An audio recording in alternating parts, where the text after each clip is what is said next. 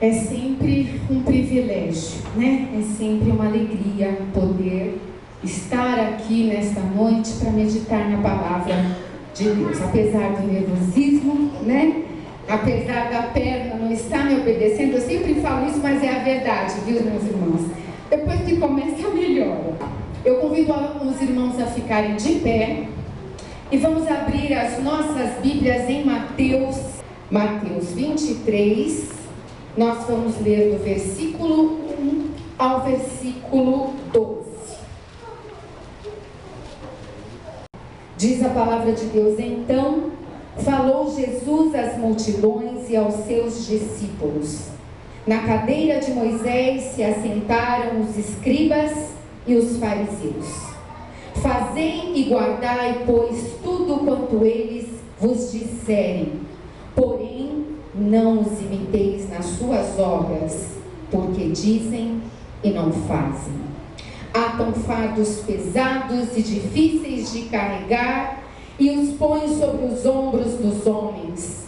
Entretanto, eles mesmos nem com o dedo querem movê-los.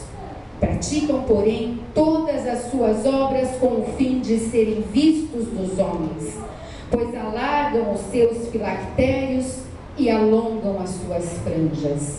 Amam o primeiro lugar nos banquetes e as primeiras cadeiras nas sinagogas, as saudações nas praças e os serem chamados mestres pelos homens.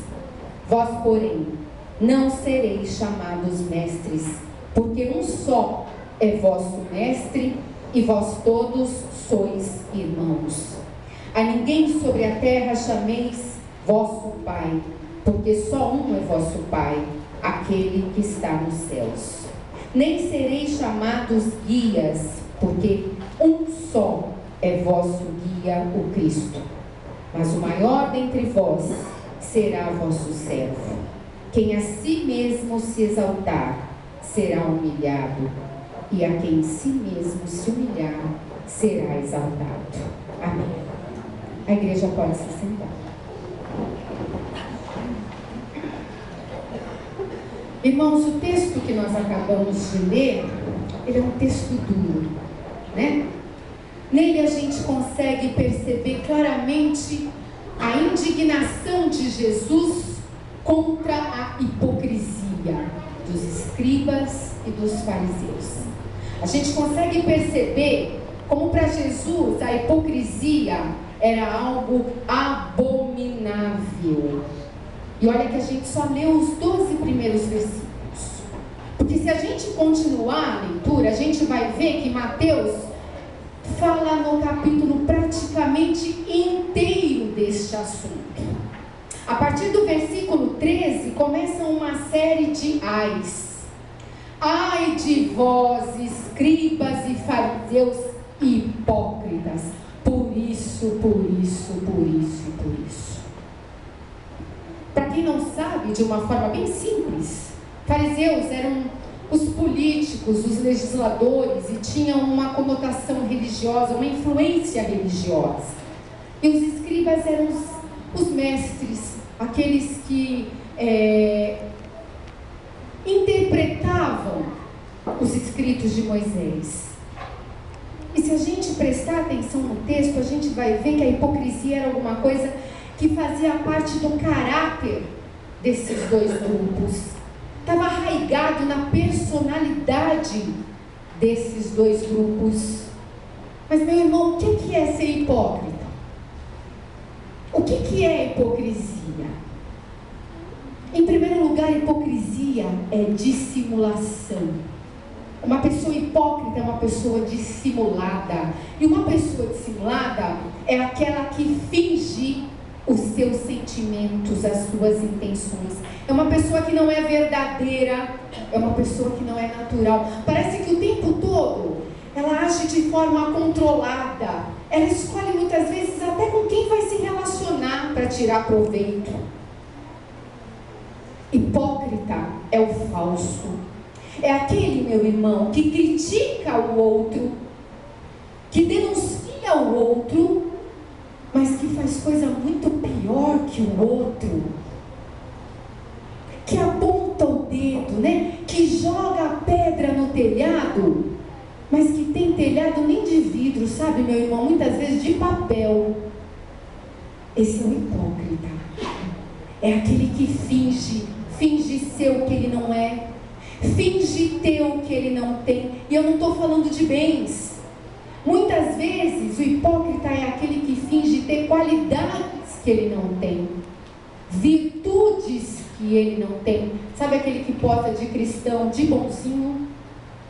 E é um hipócrita. Ser hipócrita é representar. E na Bíblia a gente tem vários exemplos de pessoas hipócritas. A gente pode lembrar, por exemplo, de Caim, que levava a sua oferta, né, para Deus. Levava da sua colheita, mas a ação era vazia. Essa ação não tinha valor nenhum. Esse culto era falso, porque no coração de Caim só tinha lugar para ódio, para ciúme. A gente pode lembrar de Dalila, que fingia, né, que amava Sansão, mas que queria na verdade traí-lo, queria entregá-lo para os filisteus, e foi o que ela fez. Nós podemos lembrar de Judas, um homem que andou com Jesus, que foi testemunha ocular de tudo que Jesus fez, disse, dos milagres, enfim, de toda a vida, e que foi um hipócrita, que traiu Jesus. E a gente pode também se lembrar dos escribas e dos fariseus.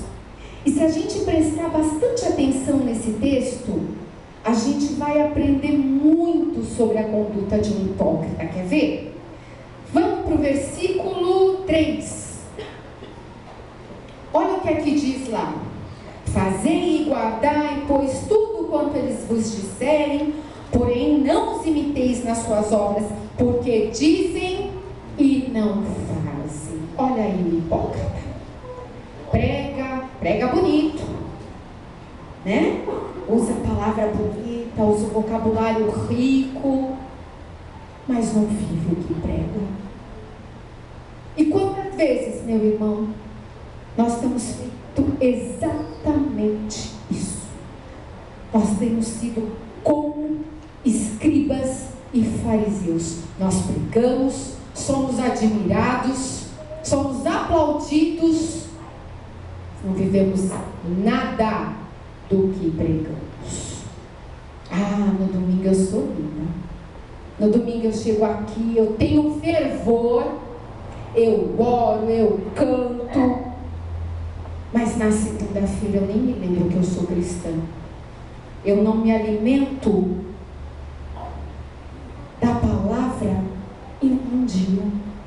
Eu não tenho comunhão nenhuma com Deus. Eu não me lembro, mas no domingo eu estou bonita. Isto é hipocrisia. E eu já disse isso em outros sermões. Não há nada que comprometa mais o Evangelho do que uma prática diferente da teoria. Mas vamos continuar, o texto continua, né? Olha o versículo 5. Praticam, porém, todas as suas obras com o fim de serem vistos dos homens, pois alargam os seus filactérios e alongam as suas franjas. O hipócrita ama ser celebridade, ama estar em evidência. Ele até finge que ele não é. Olha que alargam os seus filactérios e alongam as suas franjas, mudam a aparência para agradar, para ter notoriedade. E olha o versículo 6. Amam o primeiro lugar nos banquetes e as primeiras cadeiras nas sinagogas. Serviço de bastidor ele não quer. Ele quer estar lá na frente, ele quer sentar no primeiro banco. Eu não estou dizendo que quem está sentado na frente é hipócrita. Me entendam, né? Eu posso ter 1000 razões para sentar na frente, para prestar melhor atenção, pela ordem natural de chegada, e aí eu não atrapalho o culto, porque é a minha preferência, ok. Mas quando eu faço isso para me aparecer, para me sobrepor, eu tenho que estar em evidência, eu tenho que estar lá na frente, eu tenho que estar no púlpito. Cuidado, meu irmão, isto é hipocrisia. E o hipócrita não ama só isso. Olha a continuação no versículo 7. Amam, está implícito, porque é continuação, as saudações nas praças e os serem chamados mestres pelos homens. Amo o elogio, amo o reconhecimento público. E eu vou fazer um outro parênteses. Quando meu irmão faz uma coisa boa, é meu dever elogiar, sim. É meu dever reconhecer, sim. E quando eu faço uma coisa boa e sou elogiada, eu não vou ser hipócrita de falar que eu não gosto. Mentira, eu gosto. E não tem pecado nenhum nisso. Não há pecado no reconhecimento. Há pecado, meu irmão, quando a minha motivação é essa. Quando eu faço para ser elogiada, quando eu faço para ser reconhecida, quando eu faço para ser exaltada, quando eu sou líder para aparecer. Então pergunte para você, por que é que eu estou nessa obra? Por que é que eu sou líder? Por que é que eu estou no púlpito? E se a tua resposta for para exaltar o nome de Jesus, amém. Mas se isso for para te exaltar, cuidado, meu irmão. Isto é hipocrisia. E o texto continua. Vamos dar um pulo. Vamos lá para o versículo 25 e 26. E fala assim: ai de vós, escribas e fariseus hipócritas, porque limpais o exterior do copo e do prato, mas estes por dentro estão cheios de rapina e intemperança. Fariseu cego, limpa primeiro o interior do copo, para que também o seu exterior fique limpo.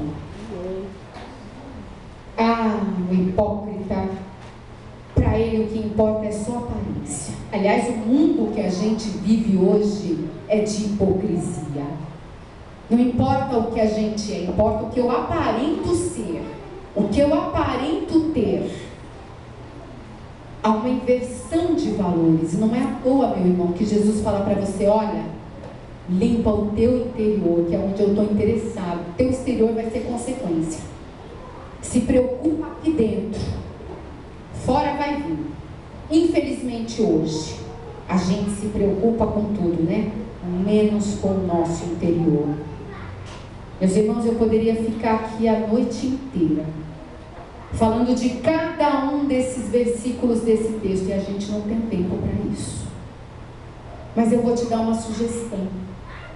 Quando você chegar em casa ou no decorrer da semana, volta para esse texto.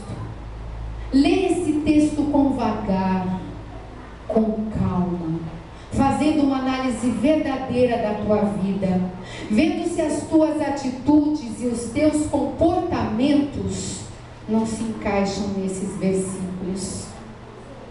E eu vou torcer para que não se encaixe, meu irmão. Eu prometo para você que eu vou estar orando para que ninguém se encaixe nesses versículos, porque a punição é severíssima. Olha o versículo 33 do texto. Serpentes, raça de víboras, como escapareis da condenação do inferno? Sabe o que isso significa, meu irmão? O hipócrita não herda o reino de Deus. Ponto. Deus nos chama para viver uma espiritualidade autêntica, verdadeira, para dizer e fazer, para pregar e viver. Infelizmente, muitos de nós não sabem o que é isso. Infelizmente, a gente inverte tudo. No trabalho, eu primeiro cumpro a minha jornada de trabalho para depois fazer hora extra. Não é assim? Se tem necessidade, eu faço hora extra. Na minha vida, muitas vezes eu faço hora extra na vida dos outros e deixo de trabalhar na minha vida. Então para, meu irmão, de fazer hora extra na vida alheia. Cuida do teu copo, do interior do teu copo. Cuida do interior do teu prato. Cuida do teu telhado. Ele pode ser de papel. Ele pode ser muito frágil. E você está lá preocupado com o telhado alheio. Vive esse evangelho. Você tem o maior exemplo que alguém poderia ter. Você tem a vida de Jesus. Um mestre na transparência, na autenticidade e na verdade. Siga esse exemplo, meu irmão.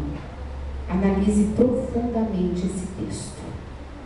Que Deus nos abençoe e que Ele realmente nos ajude a ficar bem longe de sermos hipócritas. Amém?